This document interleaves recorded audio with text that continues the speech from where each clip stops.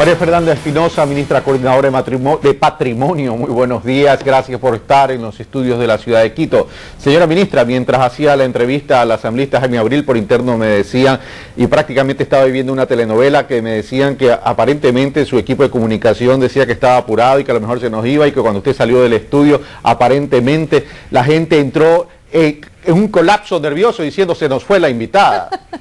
Así que bienvenida. Para nada, en absoluto. Lo único que hice es un ratito salir porque había una periodista de Radio Universal que quería unas declaraciones y como me decían que tengo todavía 5 minutos libres, pues salí para hacer eso. Siempre tenemos la obligación pues de estar disponibles para los medios que informan adecuadamente, como Radio Universal y como es el caso de este canal. Así es que encantada de estar aquí. Solamente deben haber visto que salí del set para cumplir con esa responsabilidad y utilizar de la mejor manera el tiempo. Imagínense cómo se construyen las percepciones equivocadas. Bueno, pero vamos a Río más 20. Escuché unas declaraciones suyas, yo acabo de llegar a Guayaquil el día de ayer en la noche, no estaba acá, pero escuché unas declaraciones suyas que realmente viene frustrada de las reuniones de Río más 20. ¿En qué consiste esa frustración? Y no hay una expectativa o no hay una esperanza que realmente entremos en conciencia todos de que estamos atentando contra nosotros mismos los seres humanos al no tener estrategias de desarrollo sustentables. Señora ministra. Bueno, yo creo que es un tema de sentido común. La ciencia, los estudios contemporáneos muestran que el proceso de deterioro de nuestros ecosistemas, la desaparición progresiva de las especies, realmente están limitando la capacidad de los seres humanos de vivir bien, es decir, de poder satisfacer sus necesidades básicas. Tenemos problemas cada vez mayores con la calidad y la cantidad de agua, tenemos problemas cada vez mayores con los impactos del cambio climático. La seguridad alimentaria no está garantizada porque la agricultura ha sufrido tanto por las variaciones climáticas cuanto por el deterioro de la biodiversidad. La biodiversidad es la materia prima para optimizar y mejorar la agricultura, es decir, nosotros estamos cavando nuestra propia tumba y en esa ecuación no hay unos países que son más responsables que otros. Solamente para traer aquí el dato que el presidente reveló en Río, el 60% de las emisiones del planeta son responsabilidad del 20% de los países. Y los 20 países más pobres del mundo son responsables por menos del 1% de las emisiones de gases de efecto invernadero. Esto es simplemente el ejemplo que llevó el presidente para decir que sobre la crisis ecológica hay responsabilidades comunes, ciertamente, pero diferenciadas, y que hay países que tienen una responsabilidad mayor. Y lamentablemente esos países que tienen una responsabilidad mayor estuvieron ausentes de la cumbre de Río. Ahora, y esos países, a pesar de que estuvieron ausentes, ¿pueden tener algún tipo de conciencia, más aún cuando están viviendo una crisis económica tremendo y que ahora a lo mejor no les interesa este tipo de compromiso, señora ministra? Bueno, aquí también la segunda paradoja. Se cree que para salir de la crisis hay que instrumentar procesos de salvataje bancario y salvar al sistema financiero y que eso va a revertir la crisis. La crisis, ya lo hemos dicho y se ha practicado aquí en el Ecuador, realmente se sale de la crisis con medidas contracíclicas, es decir, con más inversión social, con garantizar derechos laborales y con cumplir los estándares ambientales más altos. Eso es lo que no están haciendo, me parece a mí, con todo respeto, bien aquellos países que están viviendo las 230.000 millones de dólares para el salvataje bancario, pero no hay recursos para la reconversión tecnológica, pero no hay recursos para instrumentar mecanismos de producción que sean menos lesivos al ambiente, para moderar el sobreconsumo de las élites, porque el consumo se sigue exacerbando y multiplicando a pesar de la crisis. Entonces aquí realmente las respuestas son respuestas que están viniendo más bien de los países del sur, nuevos modelos de desarrollo, nuevas formas de economía, nuevas formas de relacionamiento entre la sociedad, la economía y la naturaleza, porque si no, realmente lo que estamos es destruyendo nuestra base de vida, nuestra fuente primaria de sobrevivencia como especie. La especie que quizá está en peligro ahora es la especie humana. ¿Qué vamos a hacer con los 100 millones de refugiados climáticos que han tenido que moverse a otros países o a otras regiones por las inundaciones o las sequías del cambio climático? ¿Qué vamos a hacer con el problema de acceso a semillas seguras para la agricultura? ¿Qué vamos a hacer con la escasez de agua? ¿Qué vamos a hacer con la contaminación atmosférica? ¿Qué vamos a hacer? Y ahí realmente lo que se vio en Río es una falta de compromiso político. Los países en general del sur estuvimos representados al más alto nivel, estuvo el presidente Correa no solo cuestionando y criticando, sino proponiendo, llevando 4 propuestas que el Ecuador puso sobre la mesa en base a la experiencia ecuatoriana. Y muchas de esas propuestas, debemos reconocer, fueron acogidas, sí. Hablemos de esas 4 propuestas y la conclusión que estamos llegando entonces es que a los países desarrollados lo que les interesa es el presente, el corto plazo, los réditos del corto plazo, y hay una miopía, por no decir ya una catarata, de poder ver un futuro, el futuro, es decir, falta de visión. Pero hablemos de la propuesta, no solo cuestión de ir y estar representado la región del sur, sino también de la propuesta. ¿En qué consistió la propuesta del Ecuador y cuáles son esas propuestas que eventualmente fueron acogidas?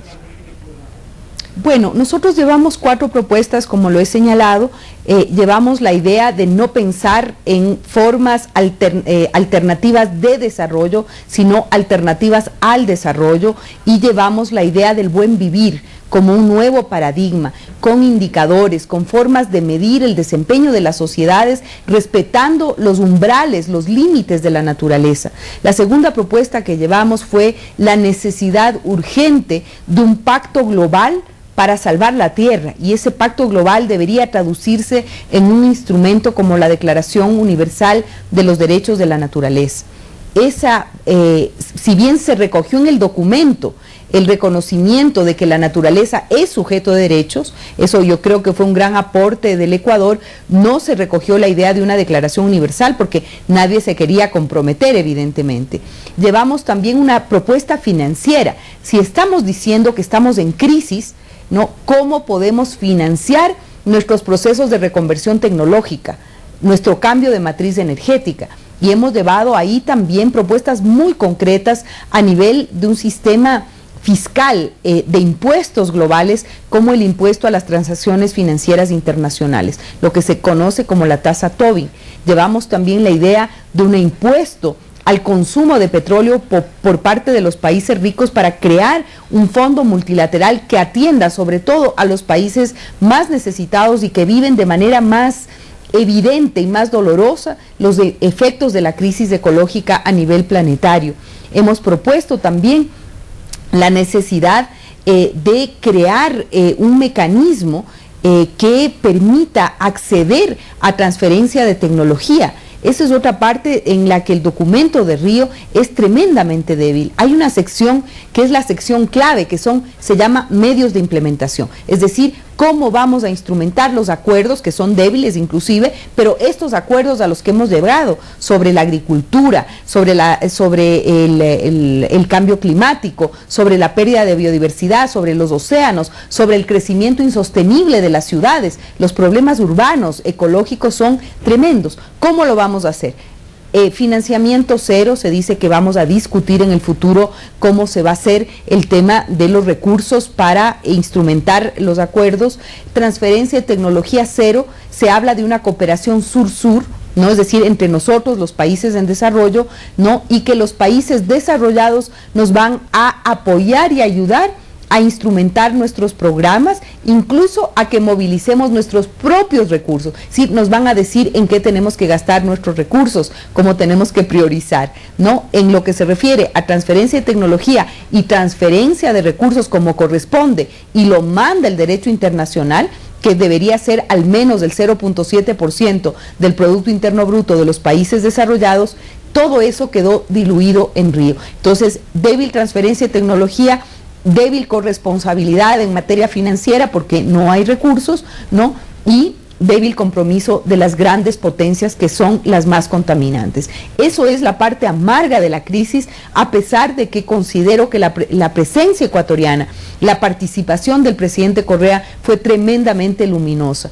porque el Ecuador llevó propuestas, llevó el paradigma del buen vivir, llevó la necesidad de reconocerle derechos a la naturaleza a través de una declaración, de un pacto global que le garantice esos derechos, la Declaración Universal de los Derechos de la Naturaleza. Llevamos una propuesta financiera concreta de dónde vamos a sacar los recursos para el desarrollo sostenible y para combatir la pobreza y la inequidad, que sigue siendo el problema mayor, al menos de nuestros países latinoamericanos. Y evidentemente llevamos la idea de que la cultura tiene que ser un cuarto pilar del desarrollo sostenible. Siempre hemos dicho desarrollo sostenible, pilar ambiental, económico y social. Nosotros decimos pilar cultural, porque si no hay cambio cultural, el planeta no va a cambiar, el comportamiento destructivo de nuestras sociedades no va a cambiar. Muchos de esos elementos están recogidos en el documento, pero como digo, ya para ponerlos en práctica, la parte de medios de implementación es tremendamente débil. Incluso yo digo que es casi un insulto para nuestros países. Es decir, no les vamos a dar plata, no vamos a transferir la tecnología que tenemos, ustedes se organizan como pueden, pero les vamos a decir, eso sí, les vamos a apoyar para ayudarles a tomar las decisiones correctas. Y los recursos van a venir del sector privado, no del sector público, porque estamos en crisis. Tenemos 230.000 millones para en 24 horas un salvataje bancario en España, pero no tenemos recursos para atender a los 100 millones de refugiados. Por eso es que proyectos como el ITT, por eso que proyectos como el ITT, que es un proyecto ícono, no del Ecuador, sino de todos quienes estamos preocupados por nuestra casa, nuestro hogar, que es el mundo, que es la tierra, que es la naturaleza, no termina de despegar por la falta de solidaridad con nuestras propias vidas. De ahí el doble discurso que hay en los países desarrollados. Pero cuando usted dice, si no hay un cambio cultural, lo único que va a devenir de aquello es el caos, tiene toda la razón.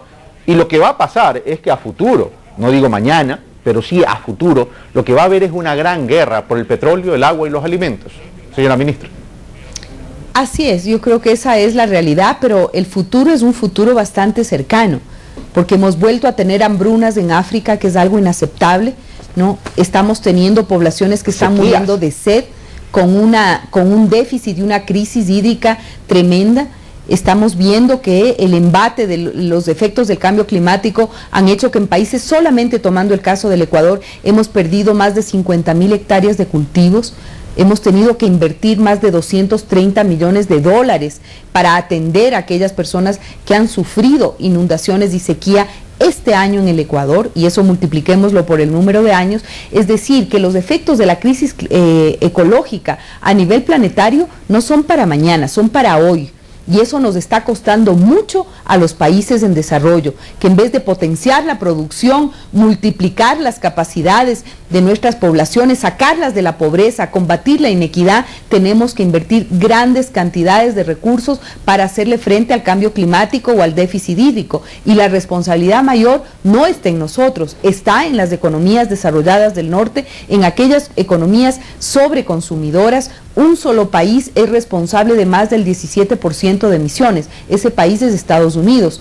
Lamentablemente no estuvo presente en la cumbre, es decir, no estuvo la secretaria de Estado, no estuvo el presidente Obama.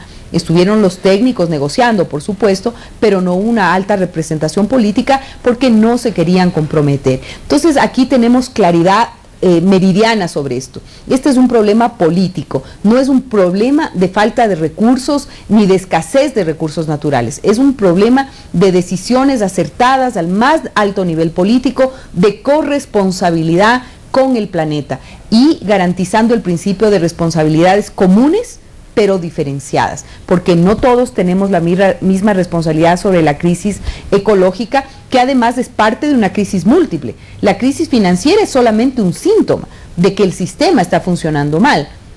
La crisis alimentaria es la gran crisis, me parece a mí, de la ética planetaria, porque mientras se desperdician alimentos en una parte del mundo, en otra parte del mundo la gente literalmente muere de hambre.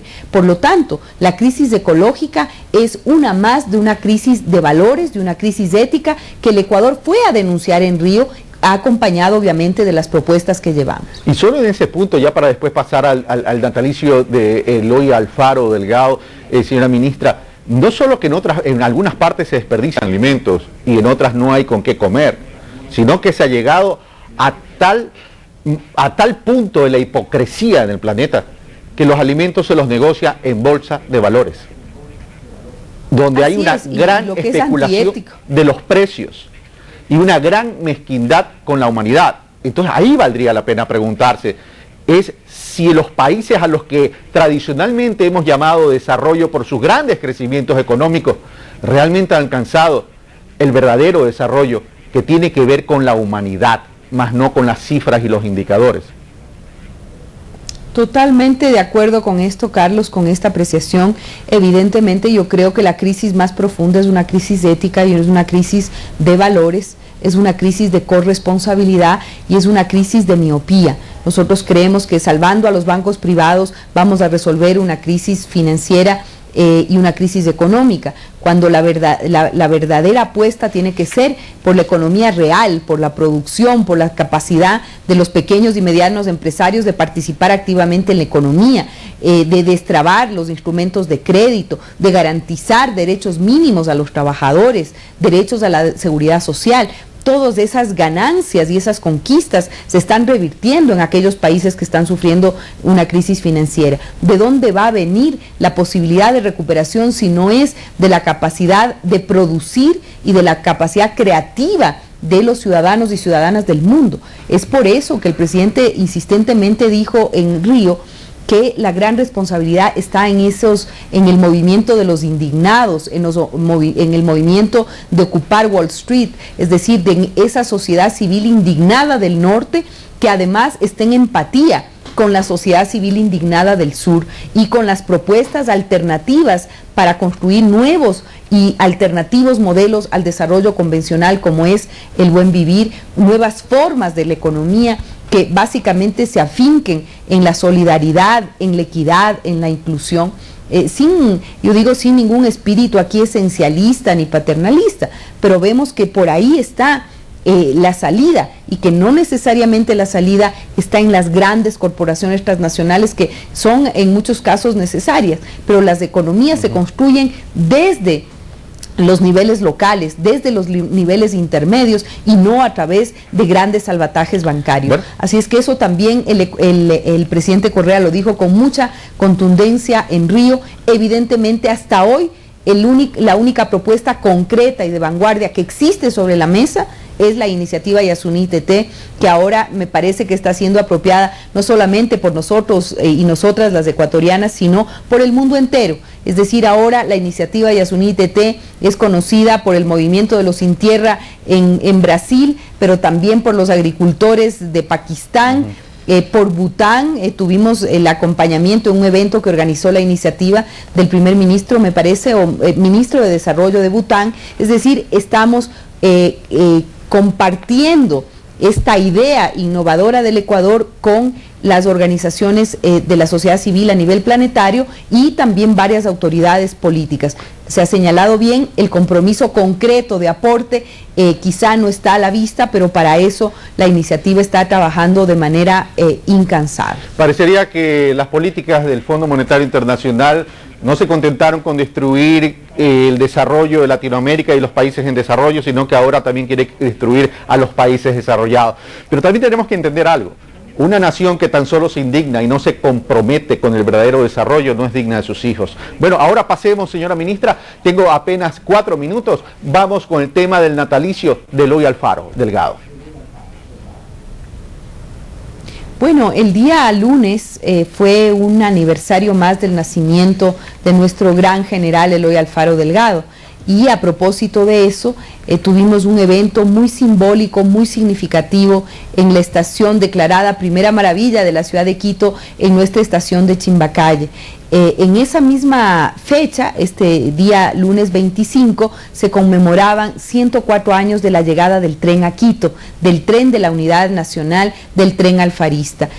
Nosotros aprovechamos del 25 de junio para lanzar un producto que yo creo que va a tener un gran impacto, ¿no? Es un vagón que se llama el vagón de Alfaro, es un vagón pedagógico que era tradicionalmente utilizado para la carga, lo hemos transformado en un espacio, en un contenedor cultural con la más alta tecnología. Es un vagón que uno lo ve y todo es de madera y vacío, e inmediatamente se sacan las piezas de la pared y del suelo y se convierte en varias cosas. Se convierte en un centro de cómputo de la más alta tecnología, se convierte en una sala de proyección de cine, se convierte en un teatrino, se convierte en un espacio para informar, para educar, para capacitar a niños, a jóvenes, a maestros, básicamente con dos elementos: la historia alfarista y la recuperación de la memoria y el legado alfarista y los patrimonios locales, ¿no? Por ahora, a partir de julio, iniciamos con el vagón de Alfaro, que va a salir desde la estación de Chimbacalle hasta La Tacunga.